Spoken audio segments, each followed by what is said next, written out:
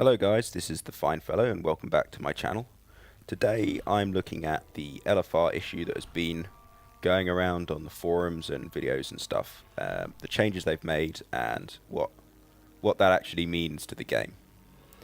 So there's been actually a pretty ridiculously large uproar from the forums and WoW commenters about LFR changes for something that's been really an incredibly minor change to LFR. You'd be forgiven for thinking that they were talking about something completely different to what you already know, but no. The only change that people are discussing is the fact that tier loot no longer drops from LFR, and super strong trinkets like Assurance of Consequence no longer drop. And they're also doubling the chance you have to get loot from LFR, so you don't have to spend ages in there if you just need to boost yourself for raiding or whatever. I mean, that is just nothing. Nothing is really happening to it, apart from the fact that you'll look different if you run LFR only. But yeah, people are in a bit of an uproar about this because they want to... You know, I'm not actually 100% sure what the mindset of it is. I think the mindset is, I want to just get... I just care about getting lots of good loot and feeling like I've completed the game, but I don't want to do any raids to do it. Which seems bizarre to me. I mean, why are you playing World of Warcraft in the first place if that's your attitude? If you don't want to do group content with other people, just what are you doing playing an MMO? You could be enjoying yourself much cheaper playing a single player game. But I think that's where people are coming from. They just want to just log in and get the gear and be like, well, I've completed Garrosh and I've got my tier set, and that means that I've won World of Warcraft or whatever. But you just kind of miss the point, I think, if that's how you're playing the game. So I don't know how true this is, but it seems that there is a sort of stereotype of the LFR only raider, which is just that they come home after work, sit down at their computer, log into WoW, and then just queue up for LFR and do whatever wing they wanted to do as far as it will go before the group collapses or you finish the wing, and then they just kind of log off, and then that's their experience of WoW, and they have no desire to take it further. And some people even have gone as far as to say that they believe that that is all that they've sort of succeeded in completing that content. So people who have done LFR, Garrosh, Hellscream, for example, some people have said that if anybody has done that they believe that they have won, that they've completed the final boss, if you see what I mean, instead of just doing the LFR version, which isn't really doing it. I don't know if I 100% agree with that. I think that if you've just done the LFR version, you probably know that you've done the easy mode and you haven't really finished it the way it was expected to be finished. But I think just people are just okay with that. Once they've seen it, they're like, that's it. I didn't really want to play the game anyway. That's kind of valid. That's kind of a valid mindset. Although, as I said before, I don't really see why you're playing World of Warcraft if you just literally wanted to see it. You could watch it on YouTube or something and get the same experience. But I think if you believe that that's all that's required for WoW to be what it is, then you've missed the point of the game completely. Your contributions to WoW are more than literally your subscription fee, right? That's not all it is. That's not all that World of Warcraft is made up of. I mean, yeah, it's good for Blizzard to get money from those subscriptions fees, but they also want to make the game something that's enjoyable to play, so it feels like they want WoW to feel like a real place, and they want you to feel like when you log into WoW, you're meeting new people and having new experiences with them that you wouldn't otherwise be able to. I don't think they want it to feel like a sort of solitary experience, because they understand that the game will start losing people will start losing interest in the game if that's the case.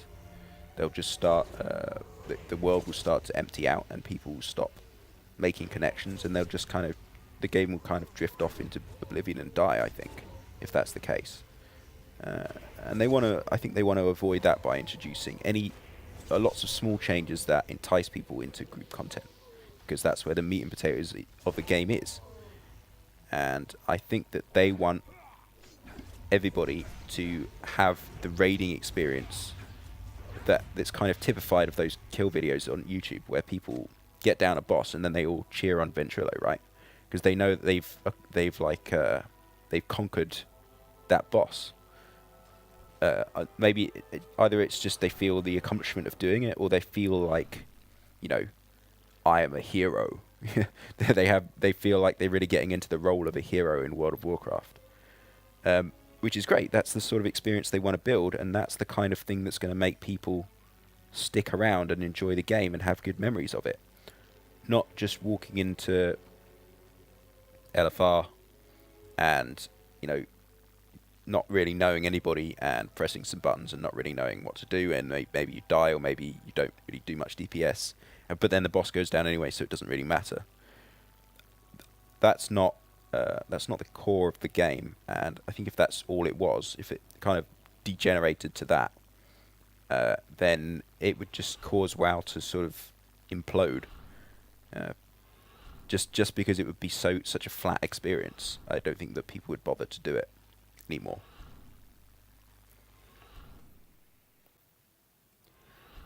I think it's probably also worth noting that World of Warcraft is kind of run by a small group of people. You probably, if you just play, you probably just think, oh well, everybody runs around, does their own thing, and everybody contributes the same amount approximately. But that's not really the case. I think if you look at a guild, especially if you look at the effort your guild leader puts in, if you're in a proper guild, it's so much, and they essentially run the guild, create the events, make sure that everybody goes to the raids and is there on time. They make sure that enough raids are going on and that people have enough gear and they have a way to progress. There's so much stuff they have to do. It almost seems like a full-time job from what I've seen of it. It must be exhausting for them, and but at the end of the day, they create a way for hundreds of people to get together and have fun together, which might not otherwise exist. They're enabling the enjoyment of 100 people, and I think that's probably approximately what the ratio is of effort to enjoyment. Is that maybe 100 people are enjoying the fruits of labor of a few people at the top, and it's worth noting that those are the people who make World of Warcraft go round in a lot of ways. You can see this in a lot of different areas in the game. I was thinking just the other day, going through the auction house, that there's the name of like a few bank alts on pretty much the sales of pretty much every raw material. There's like there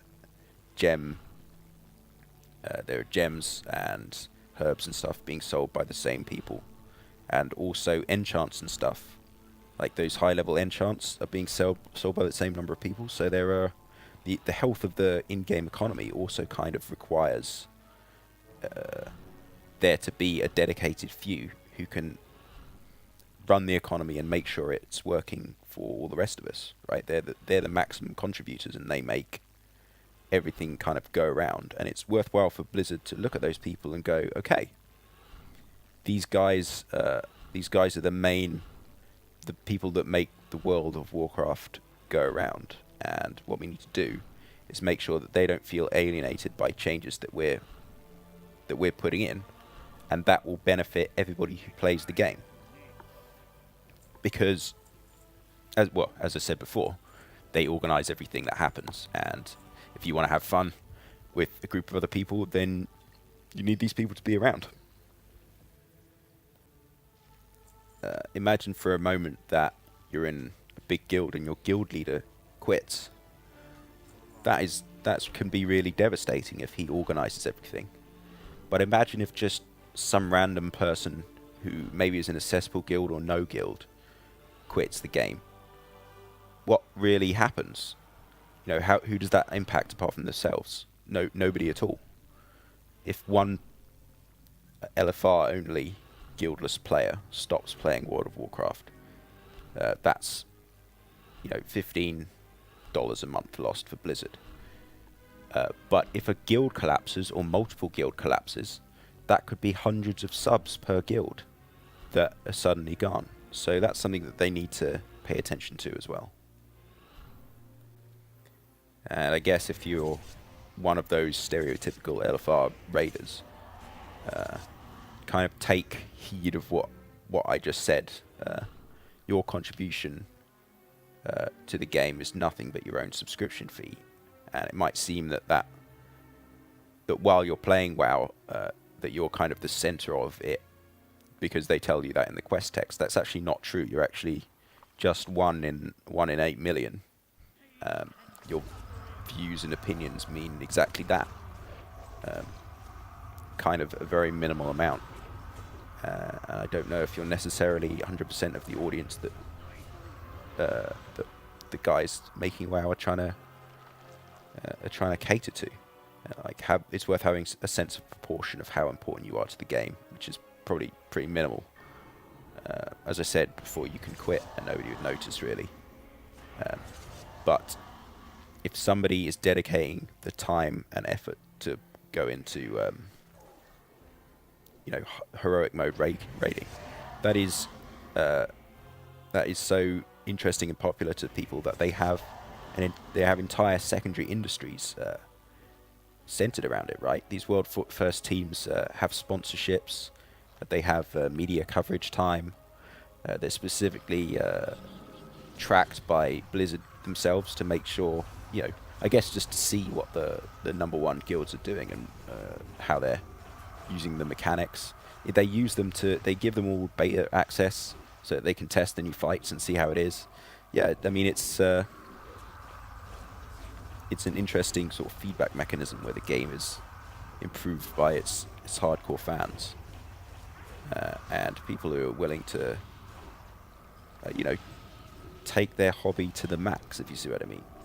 And I think if you're a casual WoW hobbyist, it's okay if you stop playing your subscription fee if you're thinking of cancelling. It probably doesn't matter that much.